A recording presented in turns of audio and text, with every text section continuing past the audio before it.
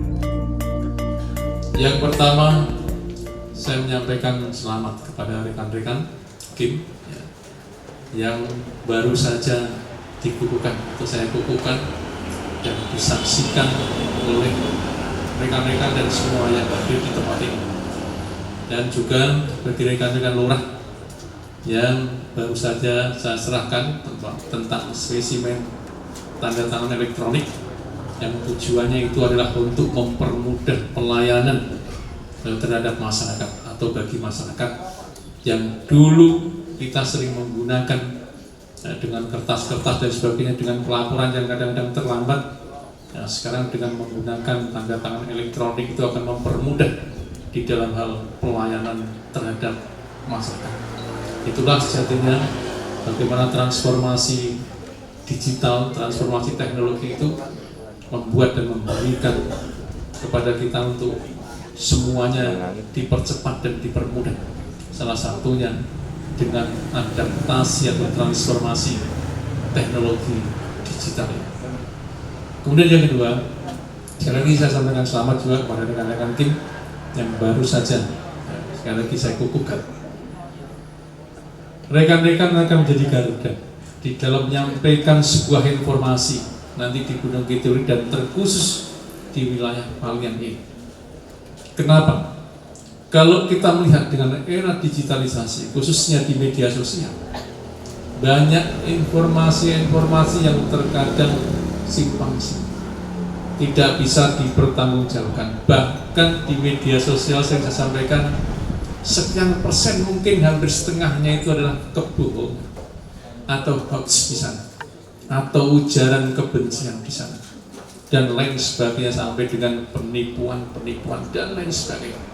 Banyak hal yang rekan-rekan lihat di sana. Masyarakat Gunung Kidul, masyarakat Palian tentu tidak ingin informasi itu hanya separuh-separuh ataupun mungkin tidak valid dan update setiap saat atau setiap hari. Nah, dengan dibentuknya Kim yang seperti ini, diharapkan nanti mampu terjadi satu komunikasi antara pemerintah daerah yang memiliki data tentang perkembangan pembangunan di Gunung Kidul, termasuk perencanaan, ada di pemerintah daerah semua. Nanti rekan-rekan, kalian boleh mengakses. Saya buka dari mulai saya kukuhkan ini. Apa yang ingin kalian tanyakan? Apa yang kalian ingin mengerti tentang perencanaan pembangunan dan pengembangan pembangunan di Gunung Kidul? Jangan sampai nanti justru kita mendapatkan sebuah informasi atau bahkan sering saya katakan persepsi atau mungkin asumsi seseorang Sehingga data yang sebenarnya harusnya kita lihat dan kita dapatkan, namun yang kita dapatkan justru hanya sebatas informasi, itu pun sifatnya hanya persepsi atau asumsi. Tetapi kalau pemerintah daerah, ini datanya valid. Karena apa? Salah satunya didukung dari rekan-rekan data dari kelurahan. Nah, misalkan akan membuka tentang Palian, buka Palian. Kita lengkap semua data, bagaimana tentang perkembangannya, bagaimana tentang pertumbuhan penduduknya, bagaimana tentang KB-nya, mungkin stuntingnya, tingkat perekonomian dan sebagainya. Kita semua ada. Nah, kadang-kadang kita mendapatkan informasi yang seperti itu tidak dari pemerintah daerah. Sehingga apa yang bergulir informasi itu tadi tidak sesuai dengan fakta atau data yang ada di Gunung Kidul ini atau di suatu daerah. Ini salah satunya peran rekan-rekan KIM nanti yang tergabung di dalam sebuah kelompok ini. Dan ini kapan waktu akan saya kumpulkan yang rekan-rekan KIM ini seluruh gunung itu, karena jumlahnya ribuan. Nah, suatu saat nanti akan saya kumpulkan agar rekan-rekan juga bisa saling mengenal dengan saudara-saudara kita yang ada di gunung itu. Ya, mungkin kalian akan kenal dengan orang Giri Subo dan sebagainya, orang Patok dan sebagainya, nanti akan kenal. Nanti akan kita berikan kegiatannya seperti apa teknisnya. Ini salah satunya seperti itu yang pertama. Yang kedua, Gunung Kidul ini milik kita semua. Bangsa ini milik kita. Negara ini milik kita. Kita kalau tidak berada di dalamnya, ya, peran serta masyarakat kita, apalagi rekan-rekan yang seperti itu, apalagi yang akan diberikan sebagai bentuk dharma bakti kepada bangsa dan negara ini, kepada masyarakat Gunung Kidul ini. Saya sering mengatakan sahamnya sama, ya, orang-orang Gunung Kidul memiliki Gunung Kidul, memiliki Indonesia ini, kita ini sama sahamnya. Kalau saya 1%, para pejabat ini 1%, rekan-rekan semua masyarakat termasuk orang yang baru lahir tadi pagi pun sama memiliki 1%. Artinya apa? Peran serta masyarakat. Peran serta masyarakat harus hadir. Dan saya berkali-kali jangan sampai kita ini perannya kecil dan justru orang di luar sana masuk ke Gunung Kidul memiliki peran yang besar dan menguasai. Saya hanya ingatkan seperti itu saja. Kenapa?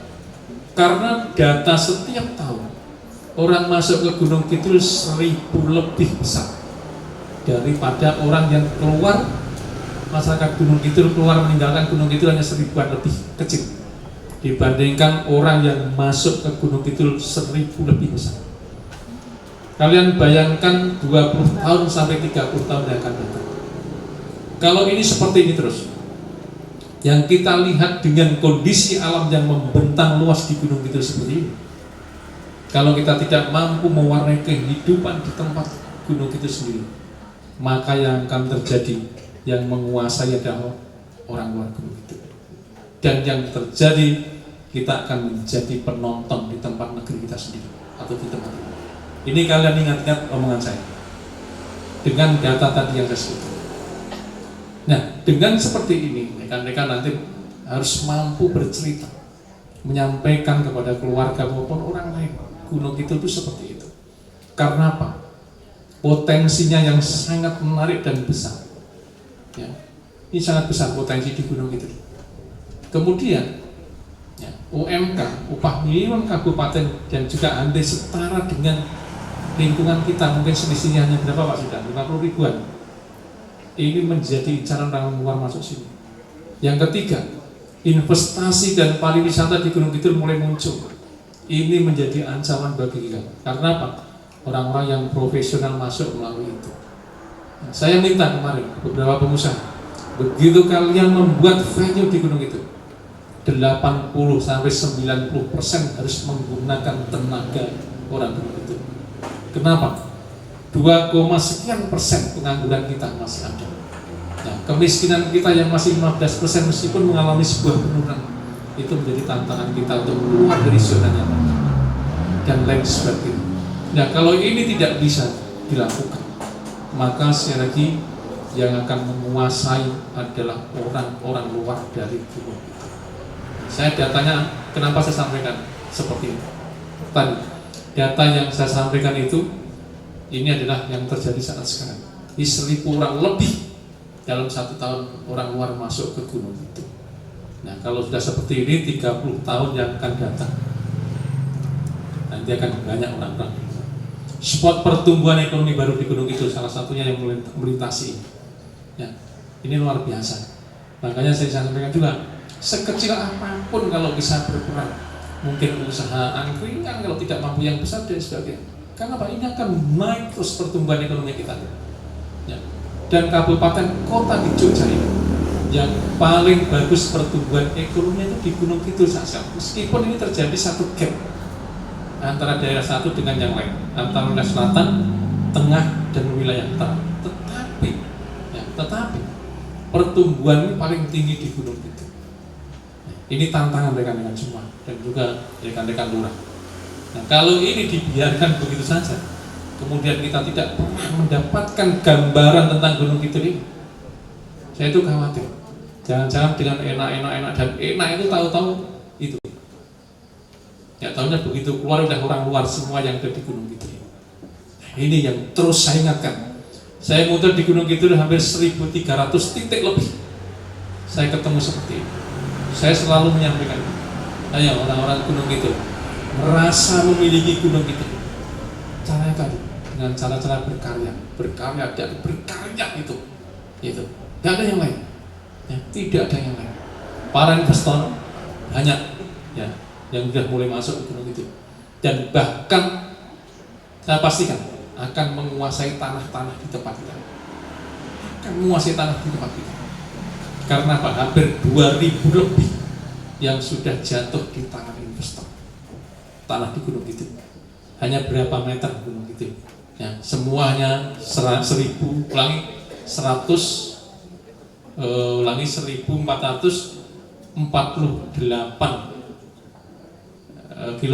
kilometer persegi. Ya, hanya segitu luas tanah kita. Jadi Gunung Kidul memang kalau 4 kabupaten kota luas, tetapi begitu sih kalian lari muter tuh nyampe Gunung Kidul itu, ya, nyampe. Belum bicara kawasan, bentang kawasan khas, belum bicara geopark Gosha, belum tanah Sultan Group. Nah ini menjaga-jaga. Saya kepengen ikut ke depan harus ini menjadi acuan kita. Kalau tidak, saya yakin 30 tahun yang akan datang orang di luar akan penuh di tempat ini. Ini nanti Pak Lurah sekali lagi bisa sampaikan agar masyarakat juga tahu ini. Ya, ini menjadi sebuah tantangan bagi kita semua. Ya, dan kita tidak akan bisa menghindari. Ya, pengusaha-pengusaha yang sudah berapa tahun di Gunung Kidul beli tanah, tadi saya sebutkan, sudah sekian ribu hektar tadi.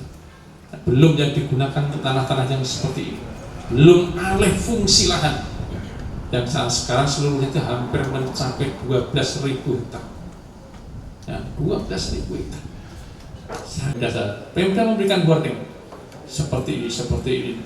Tadi saya sampaikan, dengan data itu kita akan memberikan warning kepada masyarakat. Dan nanti kalian akan tahu seperti apa. Termasuk info-info yang lain silakan nanti. Yang Kim ingin selalu berkomunikasi, tanya, kok begini Pak, kok begini tentang anggaran, begini, berapa anggaran di Pemda ini dan lain sebagainya, kalian tanya.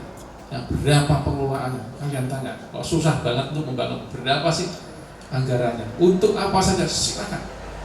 Dan itu sebarkan ke masyarakat. Ini sudah bentuk keterbukaan pemerintah kepada masyarakat. Saya yakin rekan-rekan lurah juga sama. Mau lihat ya silahkan dilihat dan sebagainya. Yang terakhir, tentu dengan pembangunannya seperti ini, saya sering menyampaikan di Pemda maupun rekan-rekan lurah semua, ya, tentang korupsi, Gunung Kidul tidak ada. Korupsi tidak ada. Kemarin juga sampaikan pada rekan-rekan lurah, kita setelah menandatangani ya LHKPN ya, lurah, semua kita bicara tentang LHKPN. Jadi kita juga hati-hati ya, tentang penggunaan anggaran itu. Ya mungkin ada, mungkin berapa tapi saya yakin saat sekarang tidak seperti zaman dulu lagi. Berapapun nih rekan-rekan yang di kelurahan juga sama, para pamong nih, uang yang dikeluarkan oleh 50.000, 10.000, semua pasti tercatat dan termonitor. Karena apa tadi? Menggunakan sistem digitalisasi tadi. Nah, kita juga sama di Pemda. Saya kencang menyampaikan rekan-rekan Pemda semua dari sini dan memiliki satu komitmen yang sama. Jangan ada korupsi dan kita terus membangun kerjasama dengan KPK. Nah, besok Pak Sekda juga sama. Nah, besok kita juga sama dengan KPK sama. Jadi kita seperti itu. Kenapa ini tuh menghindari korupsi?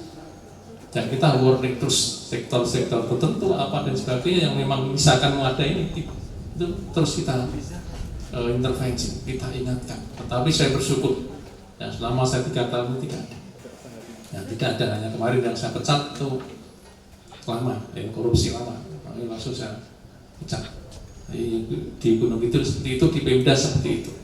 Nah, dan saya sekali lagi selalu sampaikan bagi mereka-mereka yang bagus, kita berikan penghargaan. Ini milik kita semua. Ayo dibangun bersama.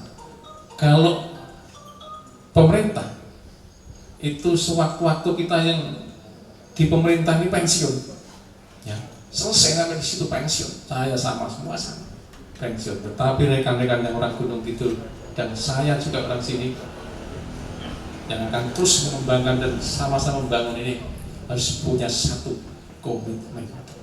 Ya, sekali lagi itu saja yang dapat saya sampaikan. Saya terima kasih.